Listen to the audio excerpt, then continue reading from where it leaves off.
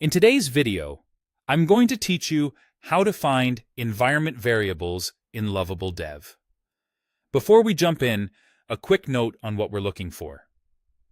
Environment variables are configuration values and secrets, things like service URLs and API tokens that your app needs but shouldn't live in your source code. Lovable Dev manages these securely so they can be injected at build time or runtime without exposing them in a public repository. Start by opening your browser and searching for Lovable Dev. From the results, click the official Lovable site so you're in the right place. Once the page loads, choose Sign In and authenticate with your usual method.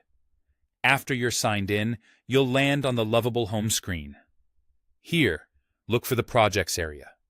Depending on your account, you'll either see a list of your recent projects or a grid view showing all of your applications.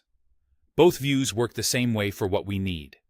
Find the project whose environment variables you want to review. On the project card, look for the 3 dots in the corner. This opens a context menu with quick actions. Click those 3 dots, then select Open in New Tab.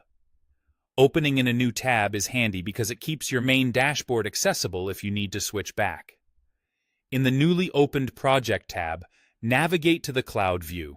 This view focuses on deployment-related settings and infrastructure, which is exactly where environment configuration lives. Inside the Cloud view, go to the Secrets section. This is where Lovable stores your environment variables securely. You'll typically find keys here like Supabase Waj URL or Supabase Anon key, along with any other service credentials or configuration values your app relies on. Secrets are usually masked by default for safety, and you'll often have a quick way to copy their values without fully revealing them on screen. If you're just verifying that a variable exists, the key name is usually all you need. If you're wiring a service into your app, copy the value from here and reference it through your application's standard environment access pattern, for example via process.env on the server.